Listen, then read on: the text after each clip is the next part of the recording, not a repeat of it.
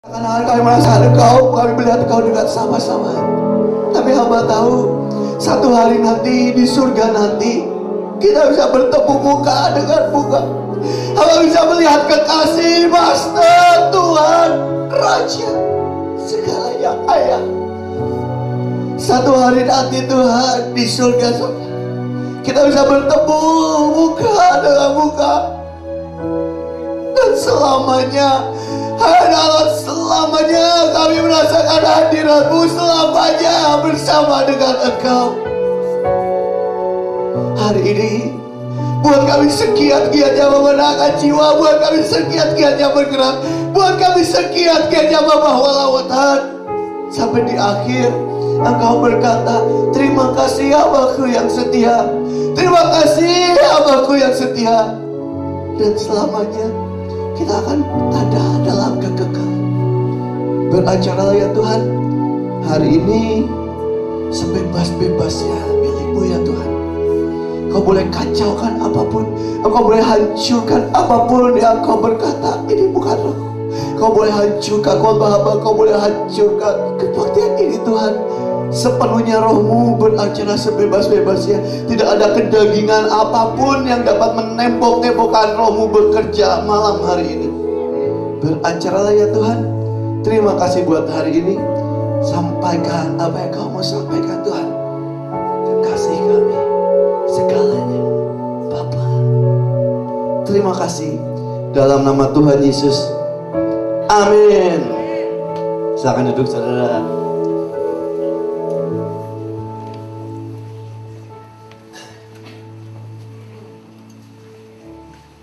Saudara, perkenalkan, nama saya Bevis. Saya udah berapa kali ngisi tempat ini. Saya dari Bandung. Ya itu sih. Saudara, sejujurnya saya jarang banget ngisi persekutuan. Biasanya kalau di AOC persekutuannya malam-malam, saudara. Saya baru ini sekarang baru mulai khotbah jam 7:30. Tapi saudara masih semangat? Masih semangat? Saudara, setiap kali saya ke AOC, saya ke tempat ini, saya selalu keinget. Saya selalu, satu kali waktu itu, saya lupa lah tahun berapa, udah 2-3 tahun yang lalu, saya ngisi di AOC Surabaya.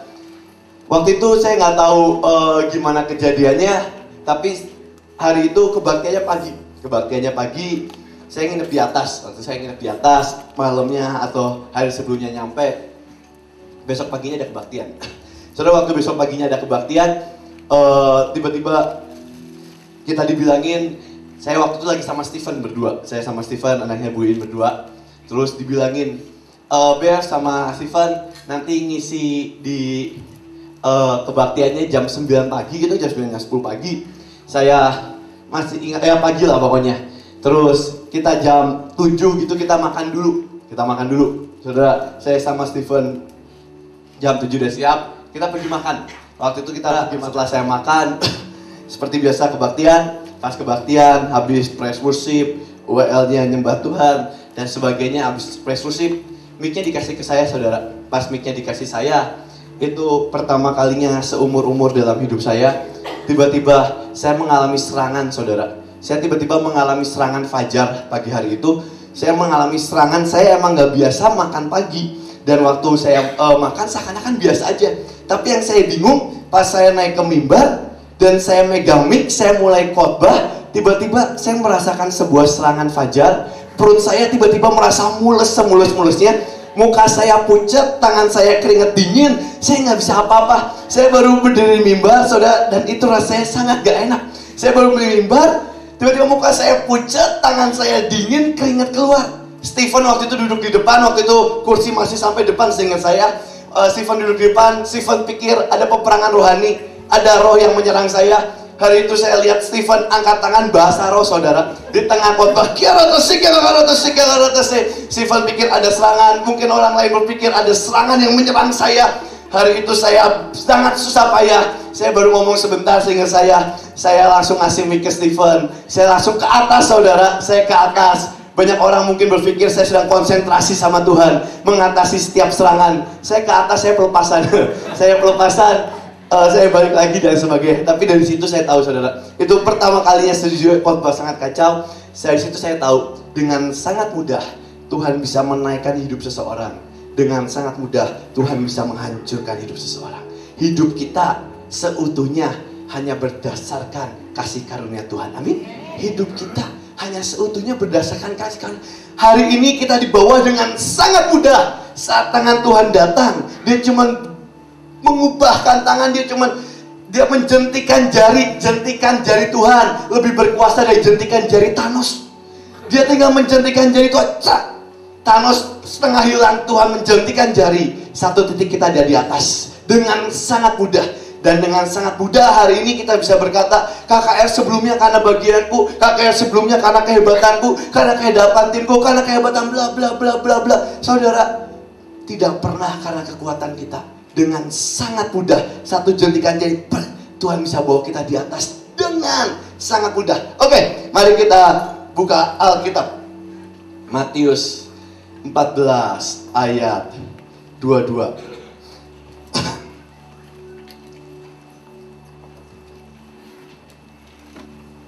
Saudara, setiap kali pelayanan sama AOC maraton gini, hebat banget, dahsyat banget, dari keliling hari, nggak ada hari kosong saudara. Setiap hari khotbah, nggak ada hari kosong, bener-bener nggak ada hari kosong. Malam pasti khotbah. Dari minggu kemarin, setiap hari khotbah sampai hari ini. Besok pagi saya harus ke Bekasi, ke Mahanaim, ngisi di sana jam berapa ya? Jam 6 pagi saya udah ngisi dan sebagai sejujurnya capek saudara, capek. Tapi saya mau bilang roh di dalam kita lebih kuat, amin. Saya biasa khotbah di youth, saya biasa ngisi di youth, saya ada gembalain youth. Saya pingin walaupun di sini ada senior, ada anak muda, kita semua tetap berapi-api, amin. Saudara, saya pingin yang senior tidak lebih kalah apinya, bahkan lebih dahsyat, amin.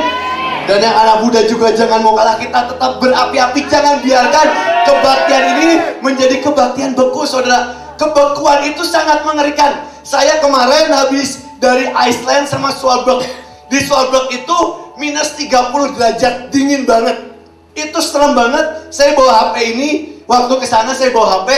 Saya jalan di luar, saya bawa HP ini, iPhone ini. Saya jalan keluar, saya cuma jalan biasa. Nggak berapa lama, saya lihat HP-nya saudara, dari baterainya 100%. Itu mendadak turun 100, 90, 80, 70, 60, 30, 20, 10% sampai 0%. Saya harus masuk ke ruangan dulu, saya taruh HP saya di heater dulu, baru baterainya bisa naik 0, 10, 20, 30, 40, 50, 70. Kebekuan ketika menyerang itu sangat mengerikan. Saudara, saya diceritain sama Pak Daniel, saya pikir bercanda, beneran. Pak Daniel bilang gini, Bev, kamu kalau ke Svalbard, ke tempat yang minus 30, hati-hati. Kamu harus pakai perlengkapan selengkap-lengkapnya. Jangan sampai nggak lengkap. Terus, kenapa Bapak Raja? Terus Pak Daniel bilang, ada teman Pak Daniel, itu satu hari dia ke sana, nggak tahu lah ke minus berapa. Dia keluar sebentar.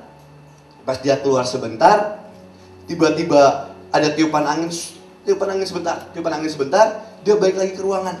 Pas dia balik ke ruangan, temannya itu lupa pakai tutup kepala, saudara. Lupa pakai tutup kepala, dia balik lagi ke ruangan, nggak sengaja kesenggol dikit kupingnya, kuping atasnya copot, saudara. Itu yang terjadi waktu kedinginan. Waktu kedinginan itu, kuping atasnya copot. Saudara, itu jasmani. Tapi di roh, setan sedang menghembuskan roh kebekuan di tengah-tengah kita. Dan saat kita tanpa kita sadari kebekuan itu datang, kita adalah tubuh Kristus. Kita satu suara, kita satu sepakat, satu pasukan, kita satu tubuh Kristus. Emang ada tangan, ada kepala, ada telinga, ada semua. Kita satu tubuh Kristus. Tapi satu hari saat setan menghembuskan kebekuan itu, dan di tengah lawatan, saya mau berkata di tengah lawatan, sehebat apapun persekutuan, sehebat apapun gereja, sehebat apapun siapapun, gesekan itu pasti terjadi. Sehebat apapun gesekan pasti terjadi. Dan waktu roh kebekuan itu menyerang kita, dan gesekan itu terjadi, set. Kayak kupingnya udah dibeku, gesek dikit, set, copot. Kita berkata, udahlah, aku gak mau persekutuan lagi. Udahlah, aku gak mau Tuhan-Tuhanan lagi. Udahlah, aku gak mau gereja-gereja lagi. Udahlah, aku gak mau lawan-lawan lagi. Udahlah, aku gak mau pendamaian lagi. Udahlah. waktu kebekuan itu datang dan gesekan yang seharusnya wajar tangan kita bergesek. Tapi waktu ada kebekuan, itu terlalu mudah untuk mencopot bagian tubuh Kristus. Hari ini saya berdoa di tengah-tengah kita, tidak ada roh kebekuan yang menguasai hidup kita. Biarkan api Tuhan yang melanda hidup kita. Amin. Oke, mari kita buka Matius 14 ayat 22. Kemarin saya sampaikan ini di situ bodoh, saya juga mau nyampe di sini. Oke. Yesus berjalan di atas air. Sesudah itu Yesus segera memerintahkan murid-muridnya naik ke perahu dan mendahulunya ke seberang. Sementara ia menyuruh orang banyak pulang. Hari itu setelah Tuhan Yesus di tengah lawatan, setelah Tuhan Yesus bikin pelayanan yang dahsyat, setelah Tuhan Yesus melakukan semua kehendak Bapa dengan sangat dahsyat, Tuhan Yesus bilang ke murid-muridnya, pergi duluan. Dia juga bilang ke orang banyak, ke jemaat, silahkan pulang. Dia mau menyendiri dengan Tuhan. Dan setelah banyak orang banyak itu disuruhnya pulang, Yesus naik ke atas bukit untuk berdoa seorang diri. Ketika sudah malam, ia sendirian di situ. Yesus berdua dengan Tuhan. Saudara, sangat penting buat kita berdua dengan Tuhan. Siapapun kita, baik kita pelayan, baik kita jemaat, apapun itulah. Apalagi buat pelayan, saya mau bilang, terlalu gampang lampu sorot, mimbar membunuh hati kita. Hati kita terlalu gampang menyerong. Kita terlalu gampang merasa ini semua karena kita. Kita terlalu gampang. Dan kalau kita tidak di-refresh lagi berdua dengan Tuhan, kita nggak di-refresh lagi berdua sama Tuhan, benar-benar berdoa sama Tuhan, kita nggak akan mampu. Kita nggak akan mampu. Setan menyerang sangat banyak. Dan cuman karena Tuhan, perlindungan dari Dia yang membuat membatalkan setiap serangan. Saudara, saya cucu dari Pak Yusak. Saya terakhir nemenin Pak Yusak. Pak Yusak setiap malam saya selalu nemenin, kalau saya bisa, kalau nggak gantian. Pak Yusak setiap malam pasti 15 menit sekali Pak Yusak harus berdoa. 15 menit sekali Pak Yusak. Jadi Pak Yusak biasanya tidur jam 7 tidur. Setelah itu 15 menit sekali bangun doa. Doa, sujud, bangun. Setengah jam, 45 menit, kalau nggak apa-apa, kadang bentar cuma 5 menit, tidur lagi. Nanti 15 menit sekali, bangun lagi, doa, tidur lagi, bangun lagi, doa, tidur lagi. Saudara, itu yang terjadi. Hari ini kita selalu berkata, aku mau warisan ilahi, aku mau apa, tapi bayar harganya kita nggak sanggup. Smith Wigglesworth setiap 15 menit sekali dia harus baca Alkitab 1 pasal. Dan kita terlalu gampang kita mau berkata, aku mau ilahi, aku mau lawatan, tapi nggak ada orang yang mau ngisi cawan dari kilayan itu. Nggak ada orang. Oke, saya lanjutin. Kira-kira jam 3 malam datanglah Yesus kepada mereka. Perahu murid-muridnya sudah berapa mil jauhnya dari pantai, dan diombang-ambingkan gelombang karena angin sakal. Kira-kira jam 3 malam datanglah Yesus kepada mereka berjalan di atas air. Ketika murid-muridnya melihat Dia berjalan di atas air, mereka terkejut dan berseru, itu hantu. Lalu berteriak-teriak karena takut. Saudara, banyak dari kita saat kita nggak ngerti apa yang sedang kita hadapin, saat mungkin ada pendeta, saat ada hamba Tuhan nyampein yang nggak sesuai dengan otak kita sangat mudah berkata itu sesat. Kita sangat mudah berkata itu hantu. Kita sangat mudah menjudge orang dan berkata, wah itu bohong. Saat ada hamba Tuhan ngomong apapun yang gak sesuai dengan akal kita, yang gak sesuai dengan kemauan kita, kita sangat mudah menjudge mereka. Saudara, Pak Yusak selalu berkata, biasanya apa yang Tuhan mau, kita nggak mau. Dan biasanya apa yang kita mau, Tuhan nggak mau. Dan hari ini kita pingin Tuhan buat ikut kita. Saudara, saya waktu kemarin ke Israel, saya ikut Manatur juga waktu ke Israel. Saya ikut Manatur, saya ada guide yang bisa ngomong bahasa Indonesia, siapa ya namanya ya kemarin? Ramsi, oke, ada guide Ramsi. Ramsi ngomong ke saya, waktu ngomong di bis dia bilang gini, bangsa Israel, bahasa Ibrani, di awal pas dia ngelihat Tuhan Yesus melakukan mujizat, menyembuhkan orang sakit, membangkitkan orang mati, melakukan mujizat, bangsa Ibrani percaya bahwa Tuhan Yesus adalah Mesias. Wah, bangsa Ibrani percaya Dia adalah Mesias. Tapi satu titik, ketika Tuhan Yesus menyembuhkan orang pada hari Sabat, bangsa Israel mulai berkata, dia bukan Mesias. Mesias harusnya mengikuti hari Sabat. Waktu Tuhan Yesus makan pada waktu hari Sabat, disitulah bangsa Israel berkata, dia bukan Mesias. Dia bukan Mesias. Bangsa Israel berkata, Tuhan harus mengikuti hari Sabat. Tapi Tuhan berkata, Tuhan anak manusia adalah Tuhan atas hari Sabat. Tuhan adalah Tuhan atas hari Sabat. Banyak dari kita, waktu Tuhan beracara di luar otak kita, kita berkata, itu bukan Tuhan. Waktu Tuhan beracara di luar otak kita, kita berkata, itu bukan Tuhan. Kita berpikir, kebaktian Tuhan ada, Tuhan Yesus ada, hadirat Tuhan ada untuk kebaktian. Padahal sejujurnya, kebaktian ada untuk Tuhan. Kita ada untuk Tuhan, menyembah ada untuk Tuhan. Jangan pernah balikan itu. Kita berpikir Tuhan ada untuk kita. Saudara, memang betul, tapi kenyataannya kita ada untuk Tuhan. Banyak dari kita membalikkan itu. Dan waktu kita beracara, waktu kita berjalan dan gak sesuai dengan rencana Tuhan, kita berkata dengan sangat gampang, itu sesat, itu hantu, itu bukan Tuhan. Waktu kita hati kita pingin ke A, otak kita pingin ke A, dan Tuhan berkata, nah, pergi ke B. Dalam hidup kita akan melalui crossroad, persimpangan jalan. Dan waktu kita pilih ke A, Tuhan bilang pilih ke B, dan itu gak sesuai dengan yang kita mau, kita sangat gampang berkata, itu sesat. Waktu ada pendeta yang menyampaikan dan gak sesuai dengan otak kita, kita sangat gampang berkata, itu sesat. Padahal nabi-nabi berkali-kali melakukan banyak hal yang aneh, dan itu berasal dari Tuhan. Saudara, sekali lagi, jangan pernah kotakan roh Tuhan. Saudara, satu kali saya suka cerita sama Pak Yusak. Pak Yusak pernah cerita satu kali. Biasanya kalau kita makan, saya suka cerita. Pak Yusak suka cerita. Satu kali Pak Yusak bilang, Bev, dulu itu engkong Pak Yusak itu dulu itu dokter gigi. Saya dokter gigi dari Papua, dari dokter gigi lah.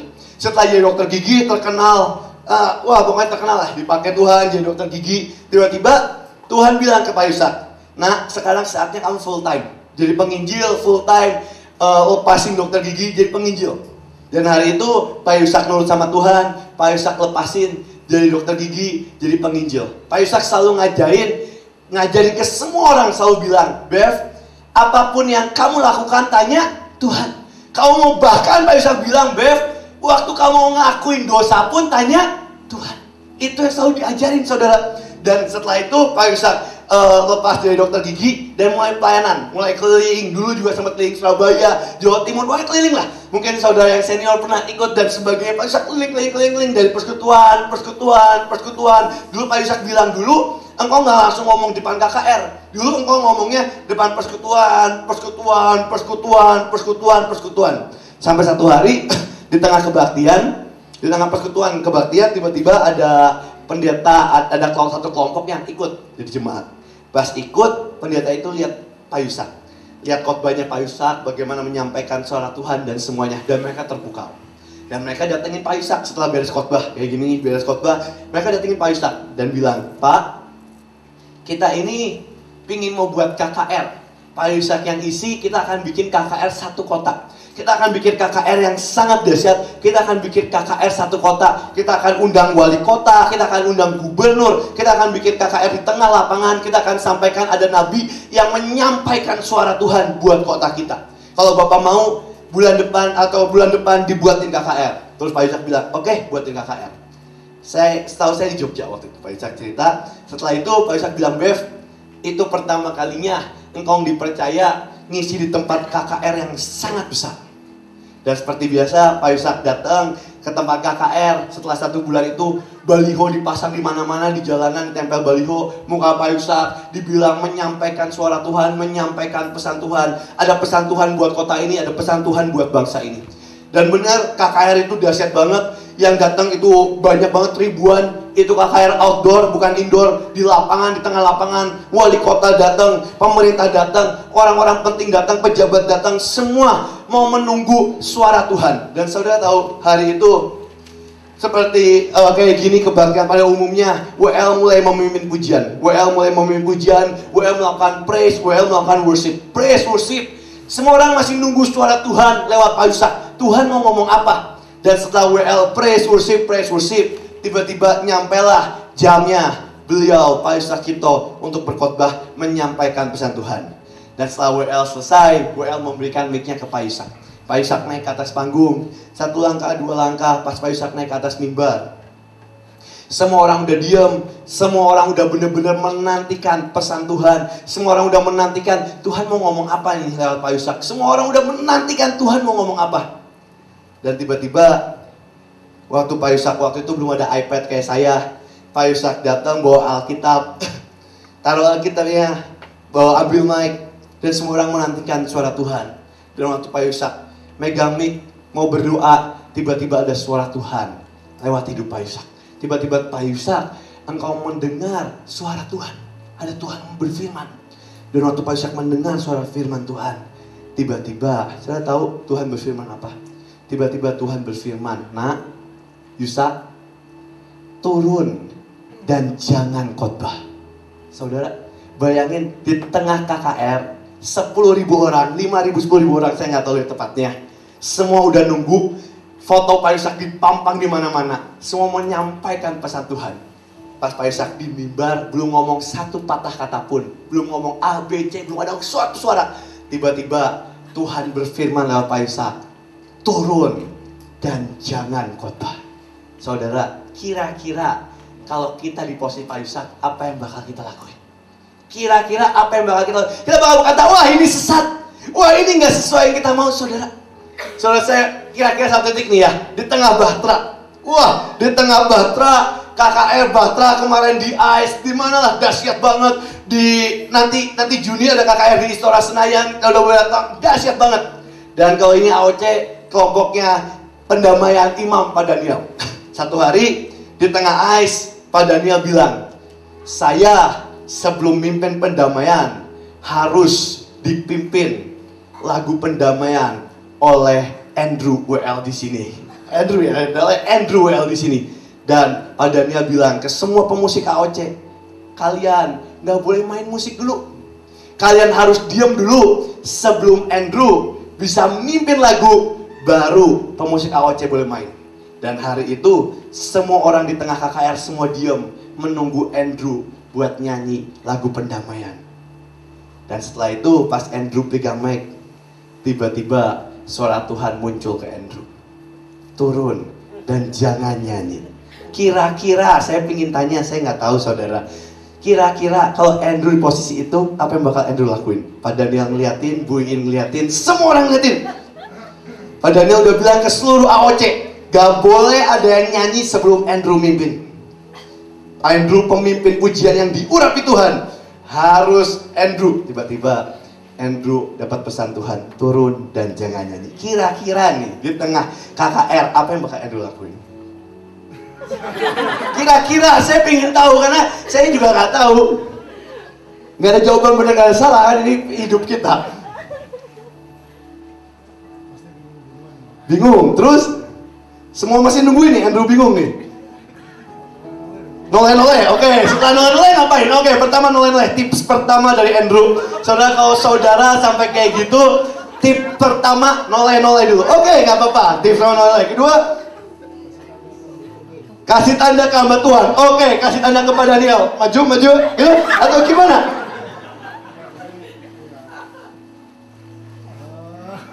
Gak apa-apa.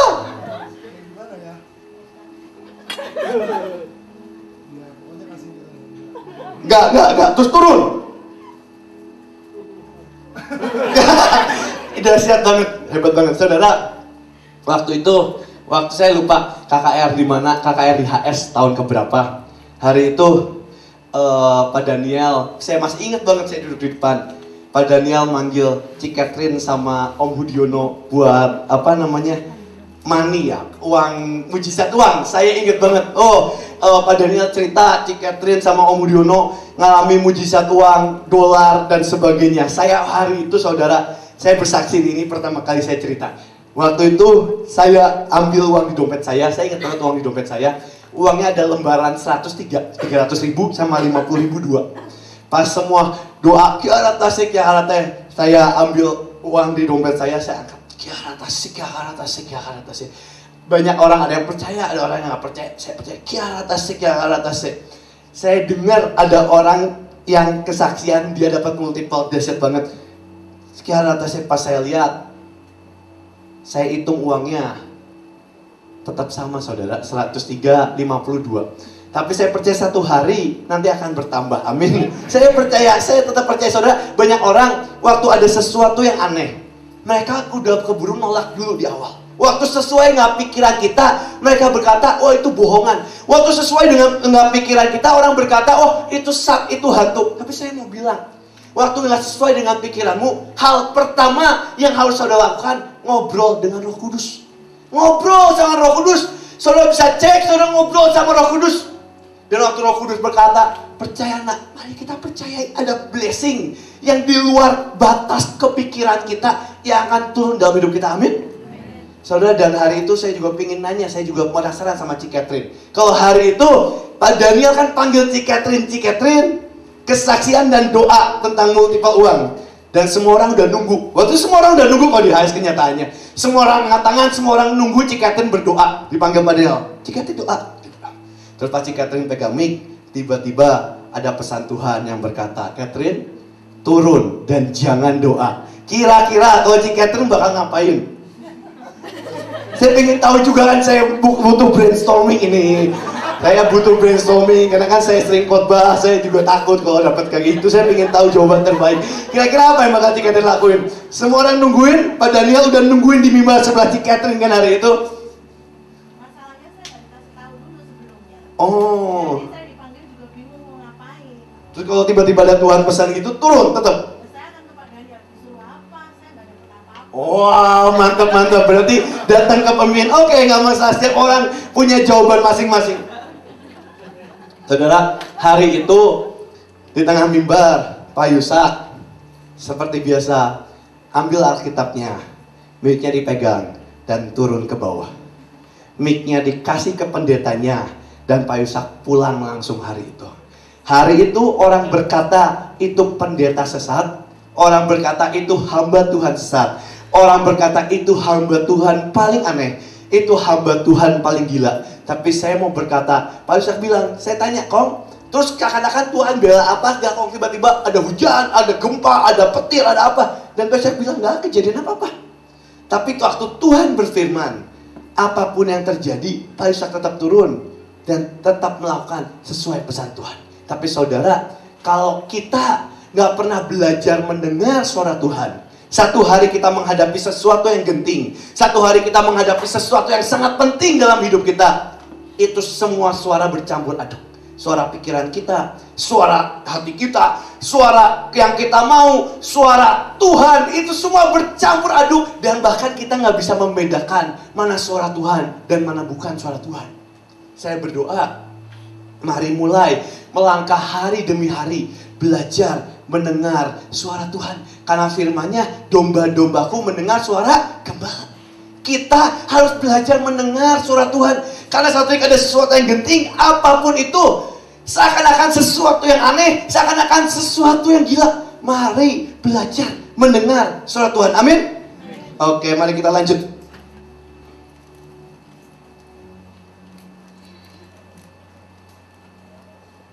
Itu hantu, lalu berteriak-teriak karena takut.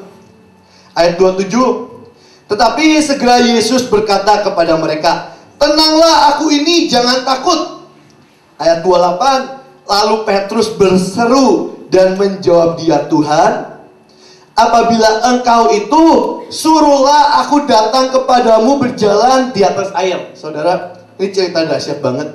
Hari itu Petrus bilang ke Tuhan, Tuhan, iman Petrus menyambar. Saudara, iman, saat ada iman yang saling menyambar antara iman Tuhan dengan iman kita, saat menyambar, disitulah mujizat Tuhan terjadi. Saat ada sambaran ilahi, saat iman kita melonjak, saat ada kairos Tuhan, disitulah sambaran Tuhan. Dan Petrus mengalami sambaran Tuhan. Kata Yesus, datanglah. Dan disitulah Tuhan mulai beracara. Maka Petrus turun dari perahu dan berjalan di atas air mendapatkan Yesus. Saudara, itu dahsyat banget. Petrus berjalan di atas air. Saudara, hari itu sejujurnya ini bisa jadi cerita terdahsyat sepanjang perjanjian baru. Ini seharusnya menjadi cerita yang terdahsyat selama perjanjian baru. Ini bisa jadi cerita mujizat terhebat yang dibuka di buku pertama dalam perjanjian baru. Petrus berjalan di atas air. Orang-orang berkata, itu kan perjanjian lama, itu kan perjanjian lama. Tapi di perjanjian baru, Petrus berjalan dalam keilahian. Dan keilahian Petrus berjalan di atas air. Saudara, sejujurnya orang berkata Bahtera itu aneh, tapi kita berkata Bahtera, kita sedang berjalan dari kemustahilan sampai kemustahilan. Amin. Kita sedang berjalan. Orang berkata acara di Monas itu gak mungkin. Kita berkata kita emang sudah berjalan di tengah kemustahilan. Orang berkata acara di pesisir itu terlalu berat dananya. Kita berkata kita sedang berjalan di atas kemustahilan. Kita sedang berjalan di atas kemustahilan. Kita orang-orang yang sedang berjalan. Kita orang-orang keilahian yang sedang berjalan di atas kemustahilan. Tapi sayangnya satu titik,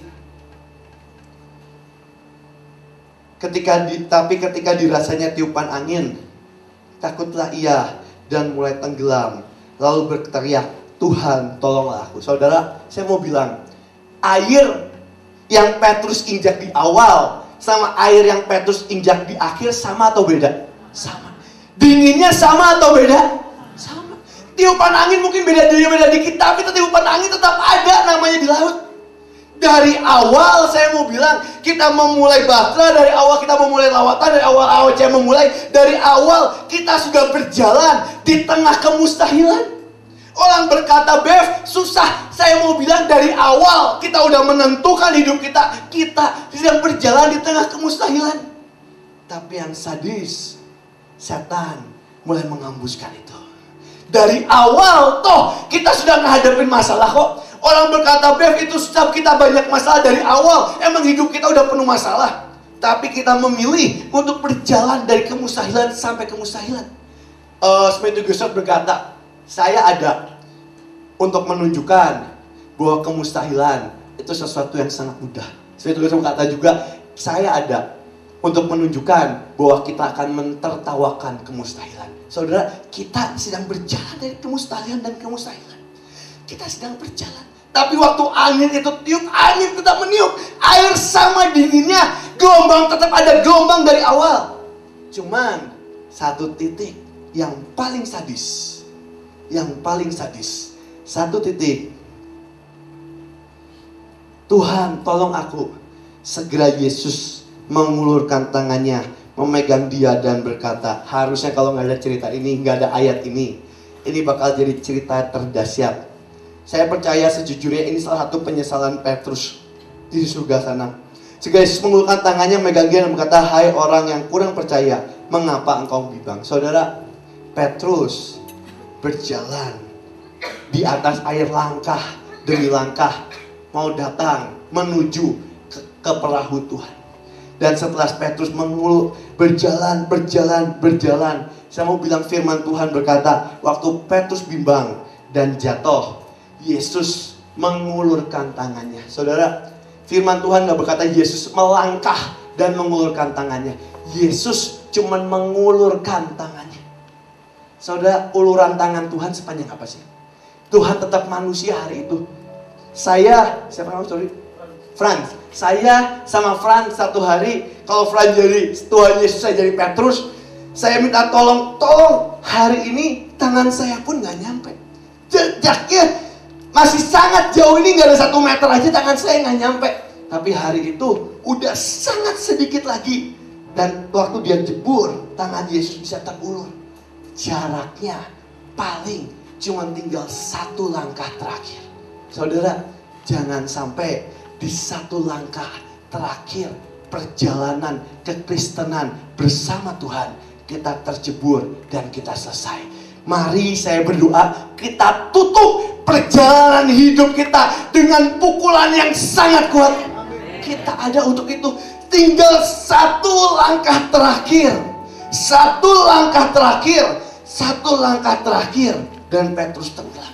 Hari itu sejujurnya cerita yang sangat sedih. Dari cerita yang sangat dahsyat. Banyak orang mengawali sesuatu dengan sangat dahsyat. Tapi gak semua orang bisa mengakhirinya dengan sangat kuat. Saudara, ada satu orang bernama Billy Graham. Orang yang dipakai Tuhan. Sekarang udah meninggal, kemarin baru meninggal. Setiap kali ada presiden Amerika yang naik, Billy Graham yang harus doain. Dahsyat banget dipakai Tuhan. KKR bisa berhari-hari, dahsyat banget. Dia kalau bikin KKR di tengah stadion, orang dilawat Tuhan, mujizat. Bahkan orang berkata dia adalah salah satu pahlawan iman di generasi kita. Bahkan orang berkata dia satu pembawa lawatan yang sangat dahsyat. Hari itu dia memulai lawatannya. Billy Graham memulai dengan seorang teman yang bernama Charles Temple. Dia memulai lawatannya berdua dengan Charles Temple. Bahkan beberapa orang berkata Charles Temple lebih dahsyat dipakai Tuhan dibandingkan Billy Graham. Dia memulai lawatan, Charles Temple mulai lawatan barengan sama Billy Graham. Satu titik, Billy Graham lebih fokus di Amerika, Charles Temple lebih fokus di Argentina. Di tengah dua tempat yang berpisah itu, mereka saling sahabatan karena mereka memulai perjalanannya bersama. Jadi mereka tetap saling sahabatan, mereka tetap saling barengan. Tapi setelah satu titik, tiba-tiba di tengah lawatan Charles Temple, orang-orang dijamah Tuhan, orang-orang sembuh, orang-orang yang sakit semua sembuh, dahsyat banget. Tiba-tiba di tengah KKR, beres KKR, Charles Temple masuk ke lobby hotel. Dia karena tidur di hotel, ya kayak waktu dia pergi keluar kota, dia pergi pas di lobby hotel, dia ngeliat satu lukisan. Dan di lukisan itu ada lukisan gambar orang Afrika udah tua. Orang Afrika udah tua megang anak dan sambil matanya nangis. Dan di situ Charles Temple hatinya tergetar. Hatinya bergetar oleh belas kasihan. Belas kasihan, baik banget. Tapi satu titik setelah itu tiba-tiba Charles Temple kirim pesan kepada Billy Graham. Hatinya mulai goyah. Dia berkata, Billy Graham sahabatku, ada satu pertanyaan yang aku gak bisa temukan di Alkitab. Dan itu sangat mengganjal hidupku. Dan Billy Graham balas pesannya, balas suratnya kepada Charles Temple berkata, ada apa sahabatku? Apa yang mengganjal? Ada apa? Mari kita doakan bersama. Terus Charles Temple kirim ke Billy Graham, dia bilang gini, saya bertanya, saya cari di Alkitab bahkan gak ketemu. Kenapa Tuhan membiarkan ada orang di Afrika yang kelaparan? Kenapa Tuhan membiarkan ada orang-orang di Afrika, perempuan-perempuan yang diperkosa oleh korban perang? Kenapa Tuhan membiarkan orang-orang Afrika bisa mati dan seakan-akan ada Tuhan, dan Tuhan membiarkan itu? Dan Tuhan seakan-akan tidak bekerja di tengah kita yang lawatan orang-orang dijamah Tuhan. Kenapa?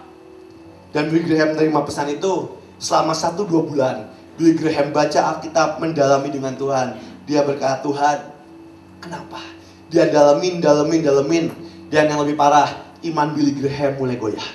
Hari itu iman Billy Graham mulai goyah. Satu titik, Billy Graham pun sangat goyah.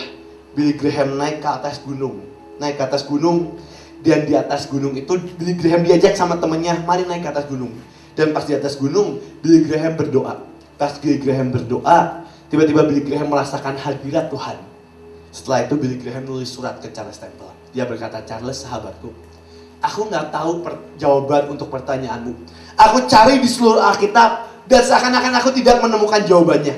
Tapi Billy Graham bilang, tapi yang aku tahu dengan pasti, ada Tuhan di tengah-tengah kita. Ada hadiratnya yang membuat hidup kita sampai sekarang. Tapi masalahnya, jawaban itu tidak pernah menggetarkan hati Charles Temple. Sudah tahu, akhirnya Charles Temple meninggal sebagai ateis. Dan Billy Graham meninggal sebagai pembawa lawatan. Kita bisa memulai langkah dengan sangat dahsyat. Tapi adakah orang-orang yang bisa mengakhirinya dengan sangat kuat di tengah-tengah kita? Amin. Saya percaya siapapun kita orang yang sedang melangkah dari kemustahilan dan kemustahilan. Tapi mari kita akhiri dengan sangat kuat. Saudara, satu kali Pak Yusa pas ngobrol sama saya dulu bukan anak, saya tuh dulu kacau banget saudara. Saudara bayangin, saya dikeluarin sekolah SMP 3 kali.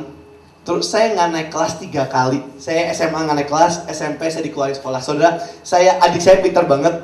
Saya pernah di atas kelas adik saya. Saya pernah sekelas sama adik saya, dan saya mau bilang itu rasanya nggak enak banget sekelas sama adik sendiri. Itu saya duduk satu meja bareng adik saya setiap setahun, selama setahun saya harus merasakan penderitaan itu. Saya setiap tahun berdoa biarlah cawan ini berlalu daripada aku, saudara. Saya harus setahun sekelas semeja bareng adik saya. Teman-teman guru-guru ngejek saya, bilang gak malu apa sekelas bareng adik, hehehe. Saya selalu bilang malu, tau gak ya. Tapi ya itulah, biarlah cawan itu berlalu daripada aku. Dan Tuhan melalukan cawan itu, saudara. Dari saya yang sekelas sama adik saya di bawah kelas adik saya, saudara. Saya pikir Tuhan melalukan cawannya, ternyata itu lebih malu lagi. Adik saya udah lulus sekolah, udah happy, saya masih harus di kelas belajar. Saya bodoh banget, saya gak pintar. Saya bangga banget adik saya juara kelas. Setiap kali, saudara bayangin, setiap kali kenaikan pasti adik saya juara kelas. Setiap kali kenaikan, engkong saya akan selalu datang ke saya. Dia gak akan pernah nanya, kamu ranking berapa? Engkong saya gak pernah mimpi saya dapat ranking. Engkong saya gak pernah mimpi kamu dapat ranking berapa. Engkong saya cuma nanya, Bev naik kelas gak? Itu yang pertanyaan saya. Saudara, bahkan di momen-momen tertentu ketika saya lagi stres, lagi bete, engkong saya bakal nanya, kamu gak dikeluarin sekolah lagi kan? Itu yang bakal saya hadapin, saudara. Malu banget, adik saya pintar banget, dahsyat banget, saya kacau banget. Saya bakal, ya gak layak lah. Saudara, adik saya juara kelas setiap tahun, saudara. Itu rasanya sakitnya di sini, saudara. Adiknya juara kelas, juara 1 terus. Pokoknya naik aja udah bersyukur. Setiap kali ujian, saya bakal nyontek ke adik saya. Setiap kali ujian, saya bakal nyontek ke adik saya bakal minta diajarin adik saya. Sampai terakhir saya kuliah. Saudara, saya baru lulus S1. Adik saya udah S2 di London, dapat beasiswa full. Adik saya pintar banget. Soalnya adik saya itu nanti minggu depan ya khotbah di sini ya. Adik saya dia bahkan pernah dikirimin surat resmi sama PBB United Nations buat ke Amerika, buat ke White House, buat menceritakan kesaksian hidupnya bagaimana dia dipakai Tuhan. Dahsyat banget. Pokoknya dikirim undangan ke AOC Surabaya, saudara. Ya nggak masalah lah, beda dikit. Adik saya jago banget, saudara. Saya kacau banget kerja. Saudara bersyukur nanti kalau adik saya datang. Keren banget adik saya. Saya bahkan bahasa Inggris aja pas-pasan. Saya bakal susah banget lah, saudara. Terus saya kacau. Saya gak layak lah buat khotbah. Saya juga layak. Dari awal saudara-saudara saya udah dipakai Tuhan. Stephen, Joshua, adik saya AL, Lala, itu semua udah dipakai Tuhan.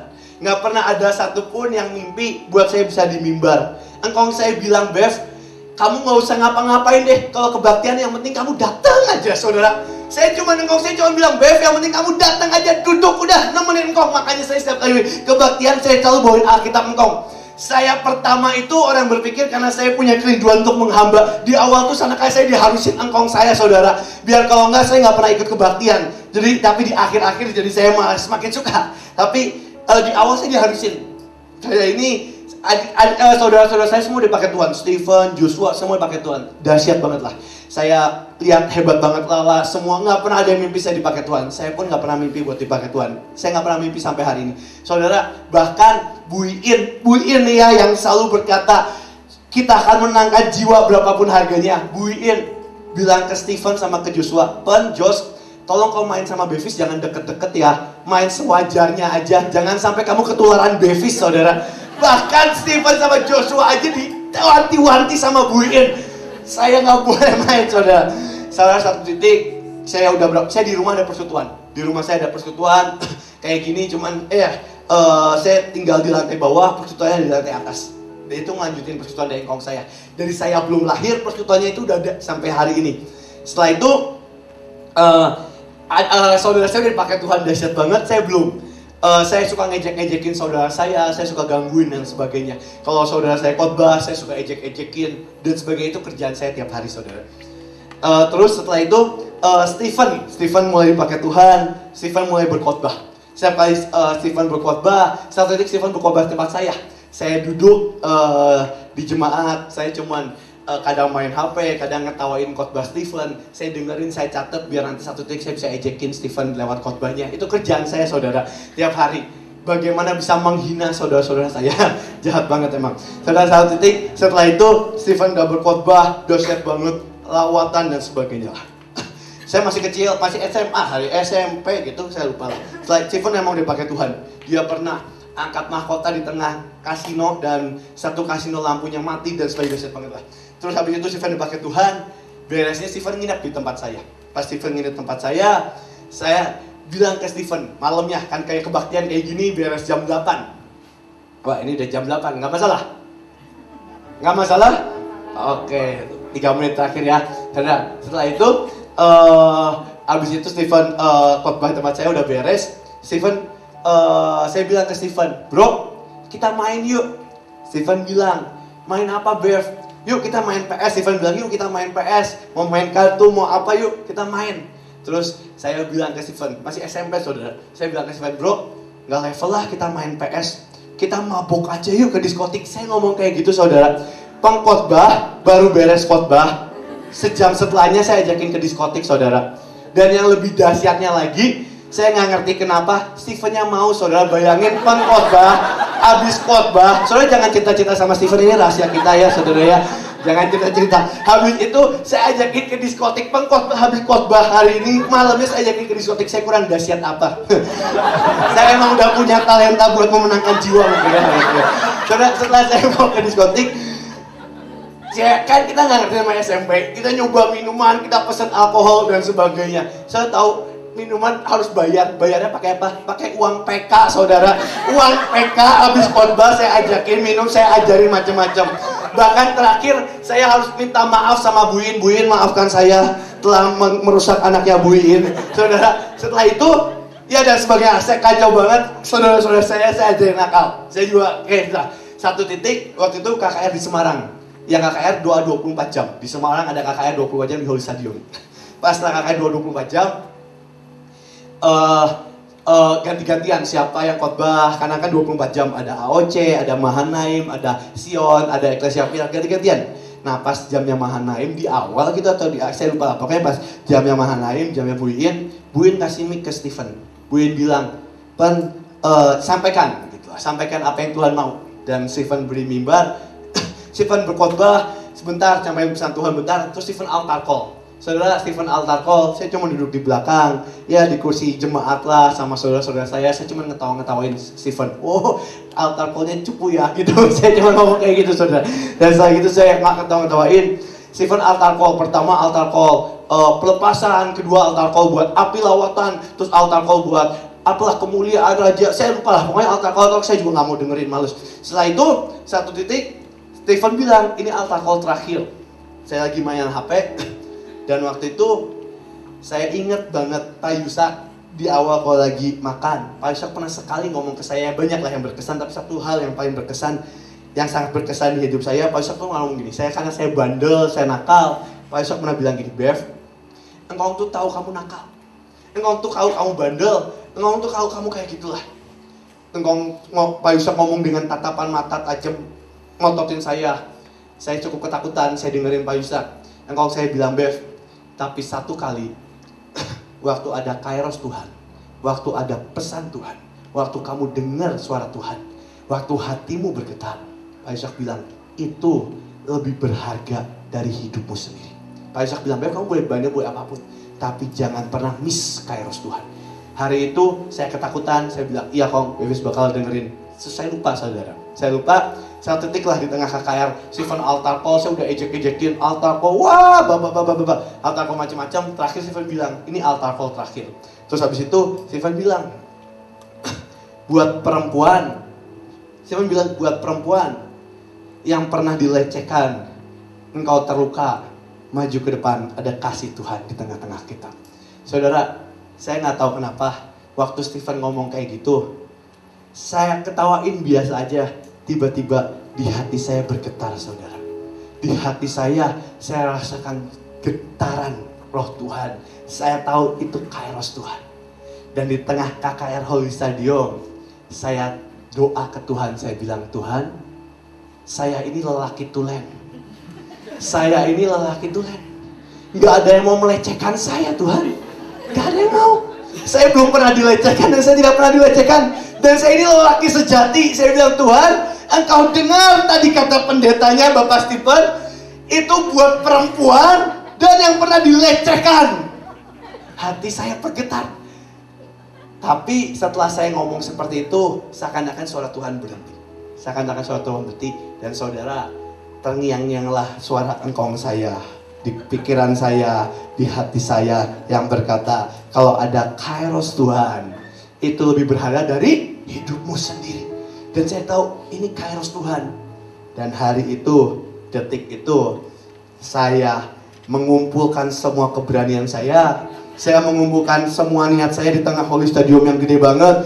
Saya lihat perempuan lari-lari ke depan. Saya liatin gak ada cowok sama sekali.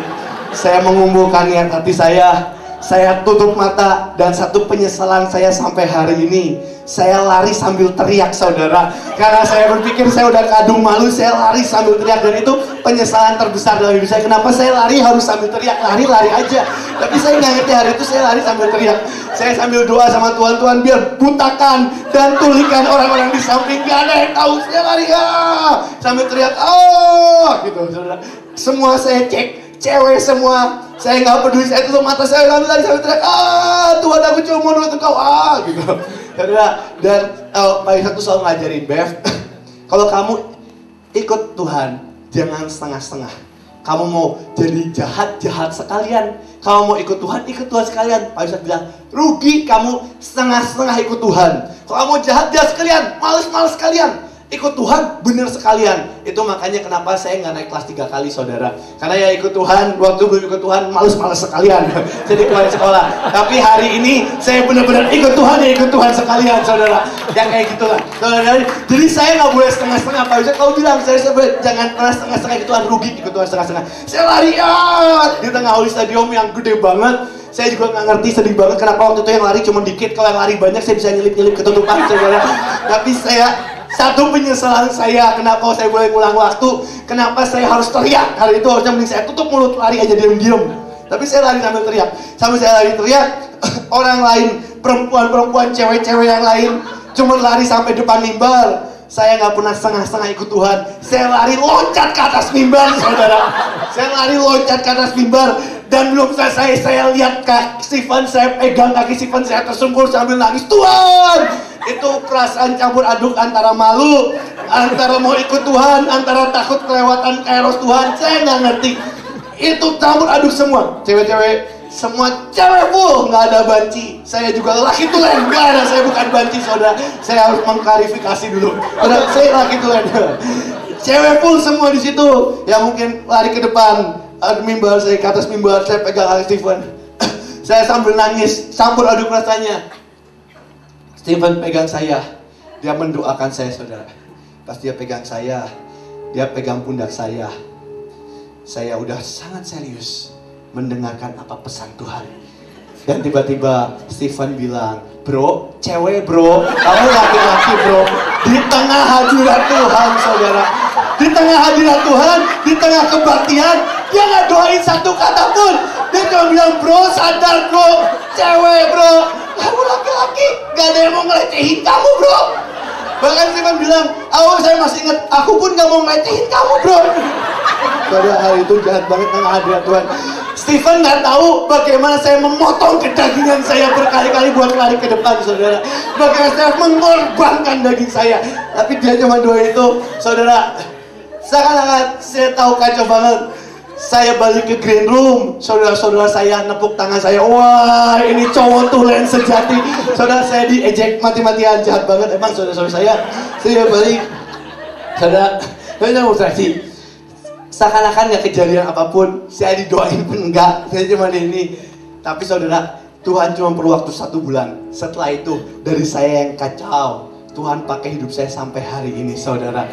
Saya nggak tahu lah itu besar atau kecil. Saya nggak tahu itu ada sebagian besar atau sebagian kecil. Tapi yang saya tahu, waktu kairos Tuhan datang, itu lebih dari hidup kita sendiri. Saya berdoa, mungkin seakan-akan aneh, mungkin seakan-akan di luar pikiran kita. Tapi saya berdoa, mari kita kejar apa yang menjadi kairos Tuhan. Saya berdoa kita adalah Elisa yang menangkap jubah keilahian yang dari Tuhan. Kita Elisa yang menangkap jubah itu. Dan kita bukan Gehazi yang gak bisa melanjutkan pemimpin kita. Saudara, satu hari Tuhan kasih pesan ke Musa. Tuhan bilang, Musa, bebaskan bangsaku dari perbudakan. Tapi masalahnya, dan Tuhan bilang Musa, bawa ke tanah Kanaan. Tapi masalahnya, Musa nggak nyampe tanah Kanaan. Dagingnya meninggal.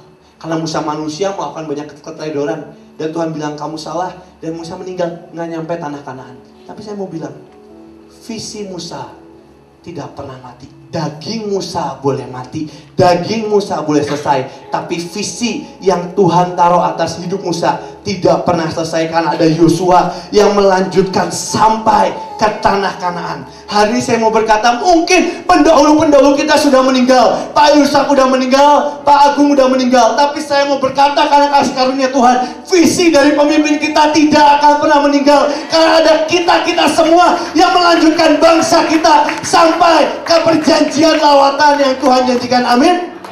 Mari kita sembah Tuhan. Saudara, bangsa kita lagi di tengah-tengah kegentingan. Saudara, saya kemarin dikasih tahu, saudara boleh cari di Google, ISIS mengejar 9 negara Islam. ISIS punya visi untuk menaklukkan 9 negara Islam di dunia.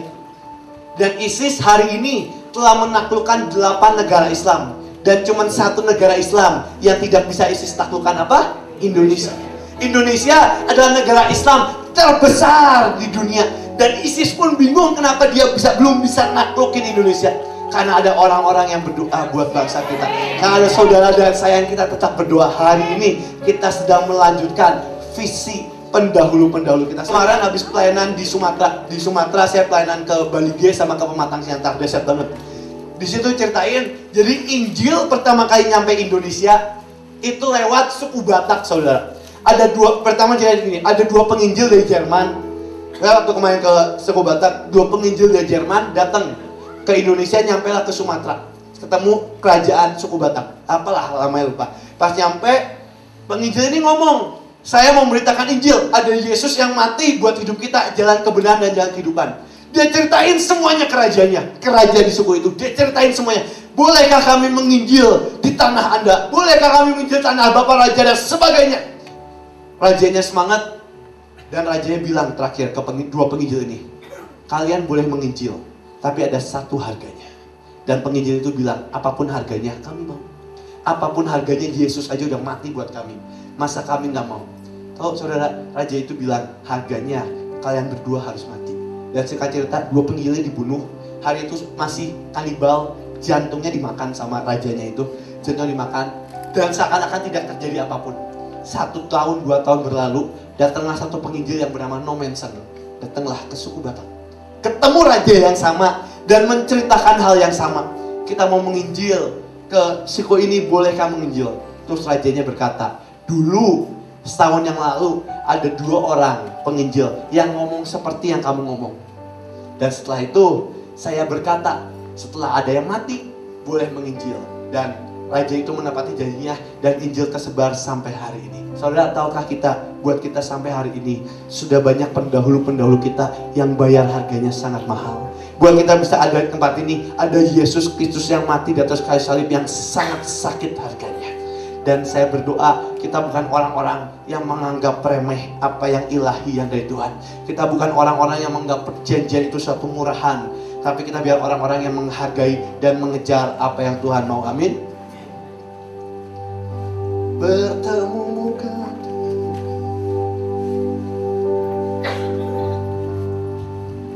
bertemu muka dengan muka, tenggelam di dalam kasih-Mu Bapa. Oh Tuhanku, rindukan selalu diam dalam sampai bangsa kami bertemu dengan Engkau, bertemu muka dengan muka, tenggelam di dalam kasih-Mu Bapa. Oh Tuhanku, rindukan selalu diam dalam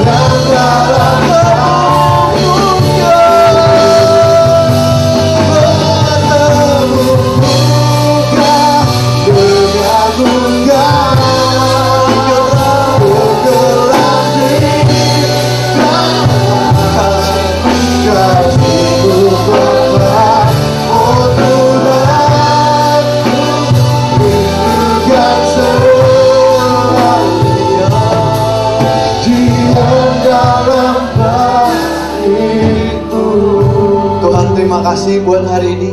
Tuhan, kami sepakat, kami angkat bangsa kami ke hadapan-Mu. Apa yang Kau pandang baik terjadilah ya Tuhan. Setiap gonjang-ganjing politik, hamba tahu tangan-Mu telah memegang bangsa kami. Kami sepakat bersatu berdoa untuk bangsa kami. Sampai lawatan yang Engkau katakan kepada pendahulu-pendahulu kami terjadi di zaman kami. Kami Yosua yang akan membawa Indonesia sampai ke tanah perjanjian. Beracara Tuhan, dan hari ini kuatkan langkah kami. Satu langkah terakhir kami Tuhan, buat kami menutup dengan sangat kuat. Tuhan, kami telah melangkah begitu jauh. Tahun demi tahun telah kami lalui. Kami mulai dengan sangat dahsyat. Hamba berdoa, kami tutup jauh lebih dahsyat lagi. Kami bukan Petrus yang tenggelam, tapi kami Petrus yang sampai garis akhir. Beracara ya Tuhan. Terima kasih buat hari ini. Dalam nama Tuhan Yesus. Amin.